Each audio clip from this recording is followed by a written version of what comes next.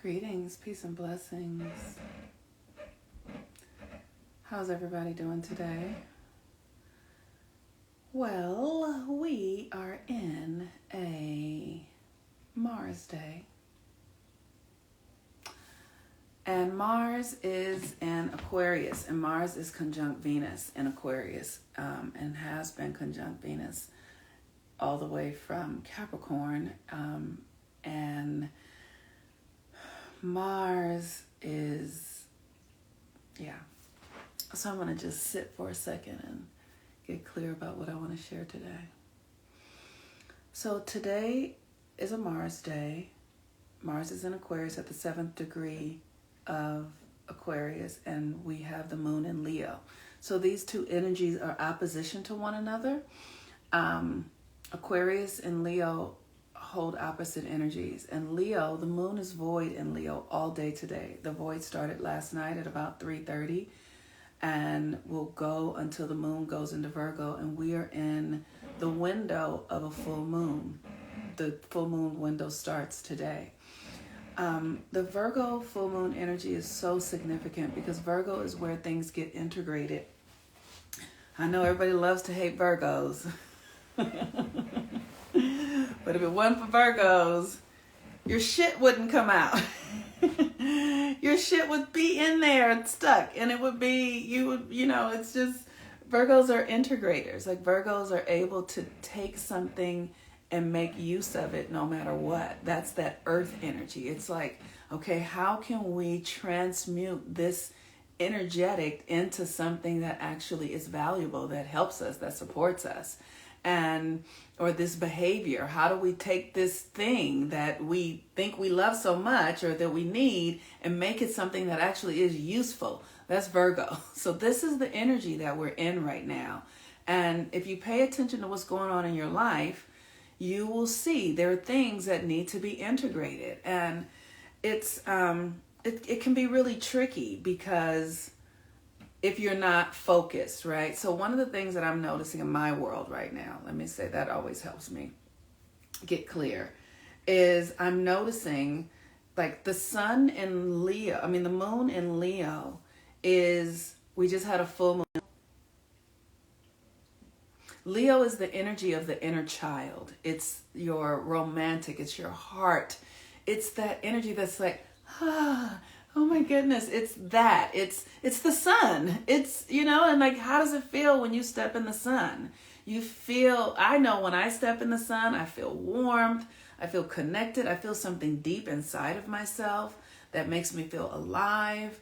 I feel like sometimes when I go out in the sun, I can feel golden white light just filling up my psyche. And I was just looking at a link on a site of Ma Mosley.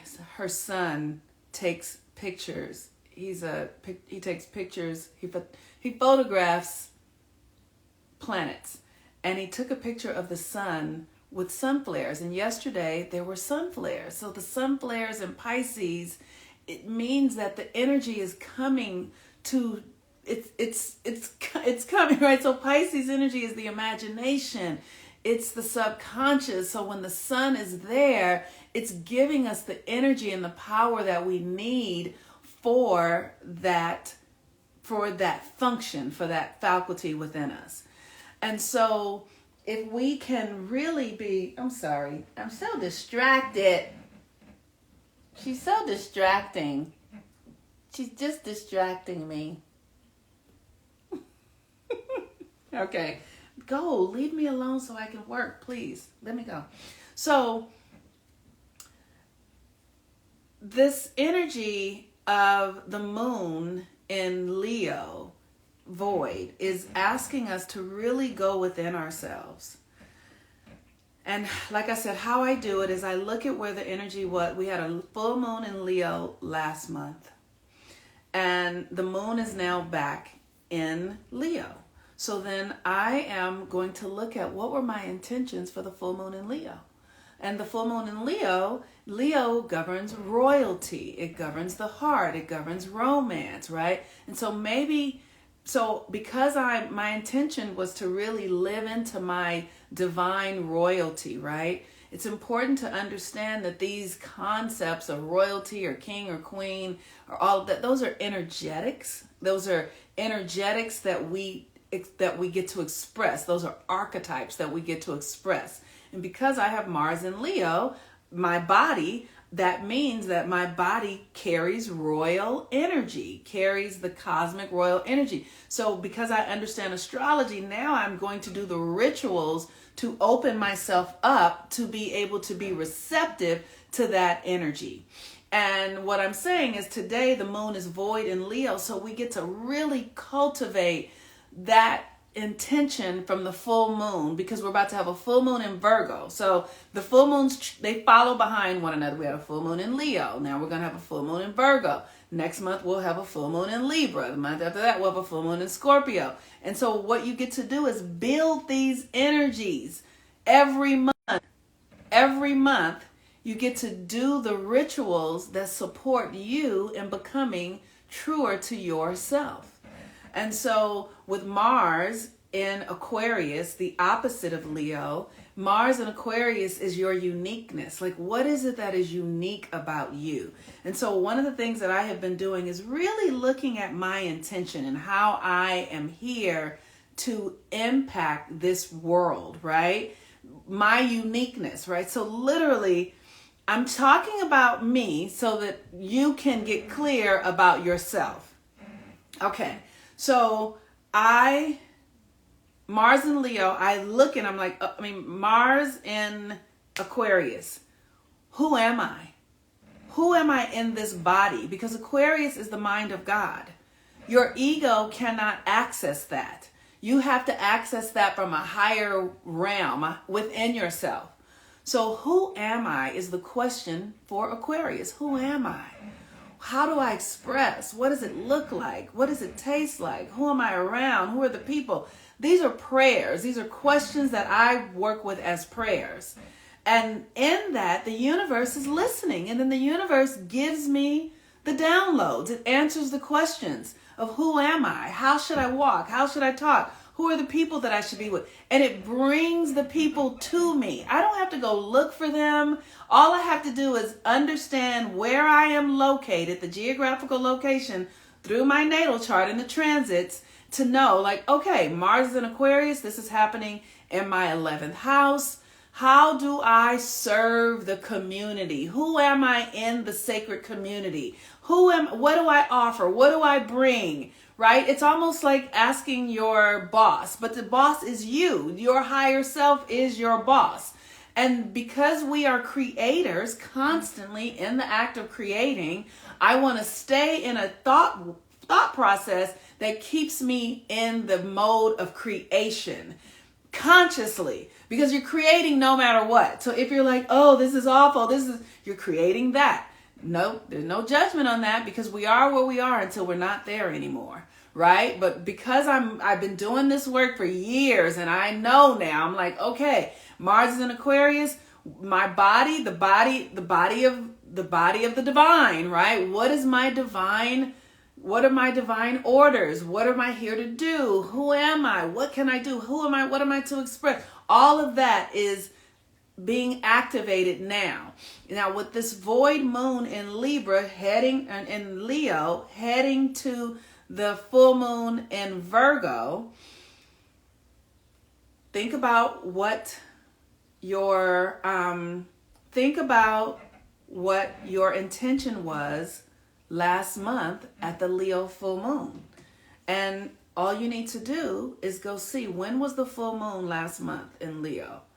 I'm looking at my calendar right now because I'm going to give you guys the answer. So March. Yeah. So we had a full moon in Leo. We had a full moon in Leo on February 16th. And now we are at March 15th. You see, that's 1 month. That's literally a month away. And February was a short month. And so we're right now at the energy of the full moon that was in Leo. The moon is going to be in the same place that it was when it was full in Leo at the 27th degree. And so the 27th degree is the degree, I believe it's the degree of, let me see. These cats are on me. It's the degree of peace. Okay, so literally, so it's the degree of peace. So you want to be looking at whatever's happening in your life right now. Are you able to just be with it as it is? One of the things that I have discovered, and boy, when I say I have discovered it, I mean it. When things come to me, just watching them before I take action. Literally before, like sometimes I will experience things and my tendency is to think about it and what do they say and what are they... Stop all of that. Just witness what's happening with no commentary, no judgment, no assessment, no future focusing, no what should I do. Just put it down. Whatever it is. I don't care if somebody cussed you out. I don't care if you don't have enough money. I don't care if you got a health diagnosis. Just put it down and sit with it. This is the ability to bring the power of peace. And Pluto rules the energy of peace. So peace is transformative. Peace is not doing nothing. Peace is actually the most active thing you can do by just being present with something without a commentary or a narrative or a to-do list. Just being with it as it is and feeling it. How does it feel? How does it feel? And if you sit with it, it'll shift. It might feel really heavy and then it'll begin to reacclimate and move and do different things.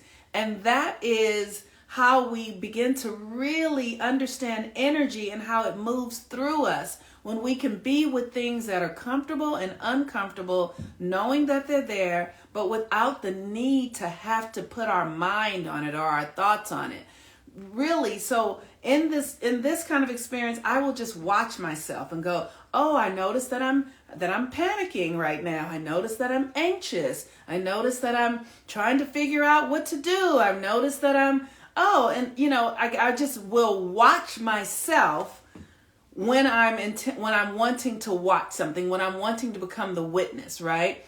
And so that is, sorry. Say hi. Say hi to the kitty.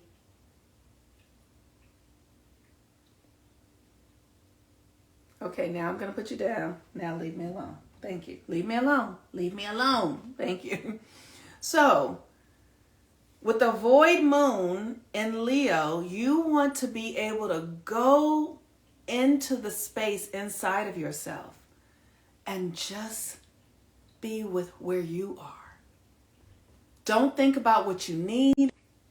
Don't think about what you need. Don't think like what will make this better. What will make this worse. If they said this, then I would. None of that. Just be with where you are with whatever is happening in your reality. That's it. Just be with it. Just watch it. And as you watch it in the void is where the darkness is. And you just watch where you are with yourself and see how your energy turns in and out and over and up and down.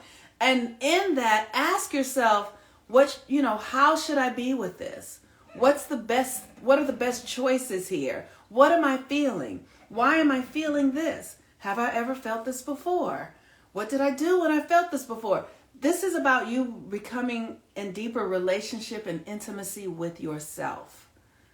This is how you take control and power over your creations and your creative energy by questioning and getting curious. I don't want you to do this right now. I don't want it. They're coveting my hands. All they want is the hands.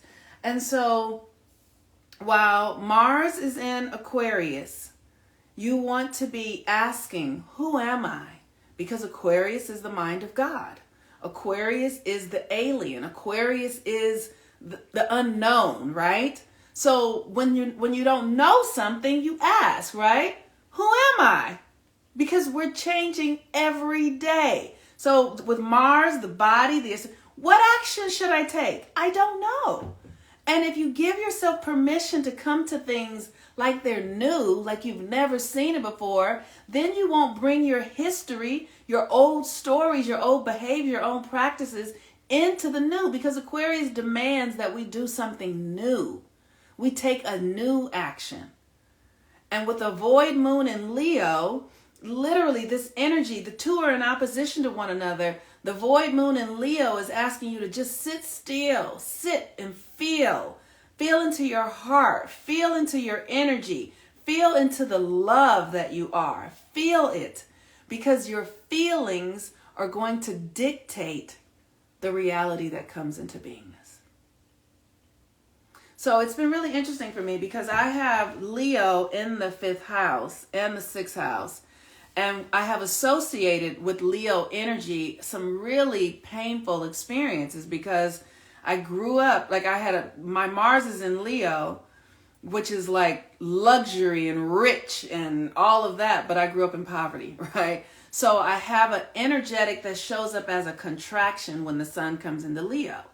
And so literally I'm feeling the contraction, but I feel it and I understand because I understand my childhood and my chart.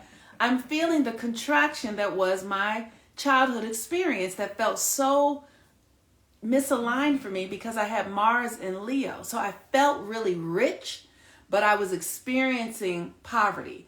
So now, today, I will be with that and I'll just sit with it and know like, oh, like I remember why I started making choices, why I didn't love myself. Oh, because I was looking at people who didn't love themselves because of the things or the conditions or the circumstances they were in. So now, as an adult, I can bring love to myself in the ways that I couldn't when I was a child because I didn't have the understanding that I have now. I thought as a child that having things and having money and all of that is what really made you rich or royal or prosperous. But now I understand that your relationship to energy is what makes you rich, royal, prosperous, and abundant. So now, since I'm more conscious, I can cultivate just by feeling, right? Oh, I feel the contraction. I feel the resistance. I feel the poverty. And what will I do? I'm going to love myself. This morning, I said to myself for the first time, anybody who's in my life who knows me on a regular basis, I tell everybody I love them. And I do. But I realized today when I said, I love you, Monique, that I don't tell myself out loud I love myself the way I tell my child and my friends. And right? So literally, something as simple as applying love to the resistance for me, right? For me. So you have to understand your own energy. And that's why I keep saying, get natal chart readings, and you don't have to get them from me. Learn your own charts. Study your chart. I don't think you should study them on these apps. The apps are supportive a little bit, but after a while, the apps become repetitive and you have to feel the experience of it. Stop it.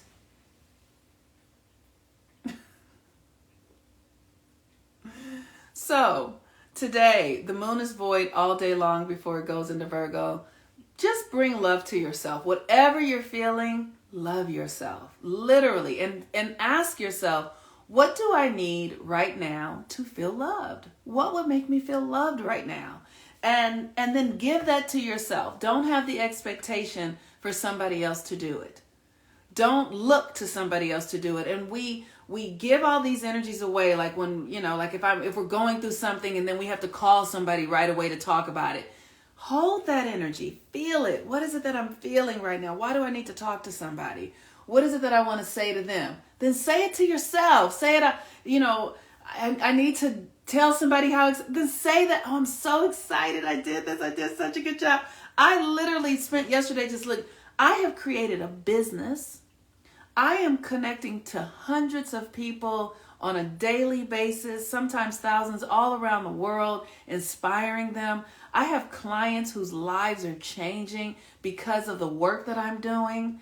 I have really reorganized my life so that I can support myself and my child and my family and friends in ways that feels enriched in our souls and in our hearts. Like, I am doing fucking incredible things. And when I think about what I am doing, what I have cultivated through my own healing, like I had to look at it. I had to sit down and go, look at what you have done. Out of your own wounds, look at what you have birthed. Look at who you are. Look at what you have done in commitment to your own healing. So sit down and look at yourself. And if you don't feel like you are fully in fulfillment of what it is you're here to do, that's okay. That's fine. We're in a process. But you want to start looking at where you are. And if you don't, because there was a time when I looked at my life and I was like, damn, I don't have no money. I can't buy an airline ticket. There was a time when this was not what was going on. But because I got clear about what was happening and started cultivating something new, like what will feel good through my feelings, what feels good to me, not through the world says you should make this much money because you're this age and because of this age you should have this. I got rid of all of that shit, let it all go, and came back to what fucking feels good to me. What feels good to me? I don't need a Louis Vuitton purse. That shit doesn't feel good to me. I don't need red bottom. None of that feels good to me. What feels good to me is being able to see that the people that I'm working with, that their lives are transforming and they're more connected and they're relating to their children and relating to their partners and relating to themselves and connected to nature and really beginning to. That feels better to me than red bottom shoes or a fancy purse. Whatever, that's fine. Like, where's my purse? Let me show y'all my purse.